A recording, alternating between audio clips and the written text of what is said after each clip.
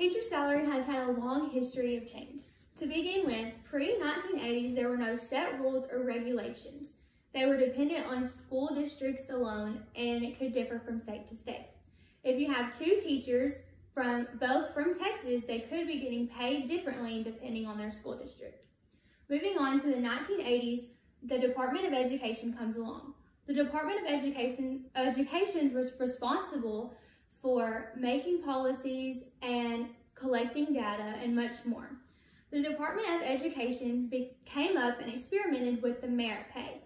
Merit pay was based on your school and student performance. Some teachers argued the fact that it was unfair for them to be based on performance because one teacher might not be as great of a teacher as the other, but they're still getting their pay off of the base of their whole performance.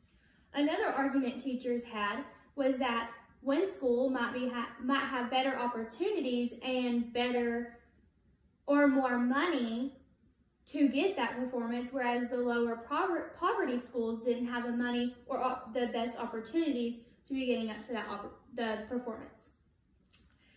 So that led into the 1990s, the single salary schedule. The single salary schedule was also called the rows and columns. The rows consisted of how long you've taught at a school, and the columns were your degrees and your credits, which are your bachelor's, your master's, and your PhD. For example, if you were a teacher of 1 year with your bachelor's degree and a 1-year teacher's of master's degree, even though you both worked there the same amount of time, your master's degree teacher will be making more because they have a higher degree. Or you could say a teacher of 1 year with your bachelor's degree and a teacher of maybe a couple of months with a PhD, they would still be getting much more for their experience in their higher education. Going on to the rising gap between teachers and non-teachers was that since the 90s, teachers' wages have increased less than other jobs, but due to inflation rates, our teachers now are making less than they did in the past. Looking at the percentages of the difference between teacher pay and average college graduate is 21% less for teachers. This is meaning that a teacher and a college graduate of the same experience and degrees, the college graduate would be making more than a teacher.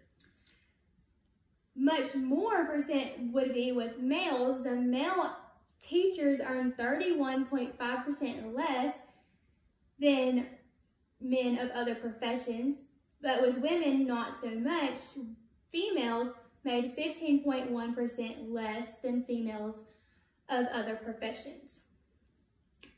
Last and final point of our history of teacher salary would be why and how to increase teacher pay.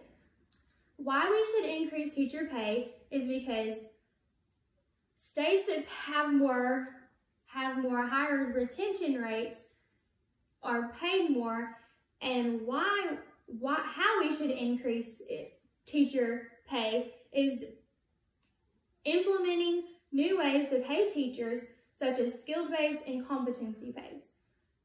Competency-based is based off of your instruction, your professional responsibilities, your classroom environment, and much more. In conclusion, these were all of our points were the 1970s through the 1990s, the 1970s having no set rules and regulations, the 1980s having the merit pay, which was based on performance, going into 1990s, the single salary schedule with the rows and columns of how long you've been there and what your degree is, going on to the rising gap between teachers and non-teachers, in the male and female percentages. Then the last point was the why and how to increase pay. Overall, all three of these are good articles. They are from New and Better Forms of Teacher Compensation and by Oden and Allen, 2000. Money Talks Teacher Magazine in 2000, and Better Wage Pay for Teachers by Will Madeline in 1999. Thank you.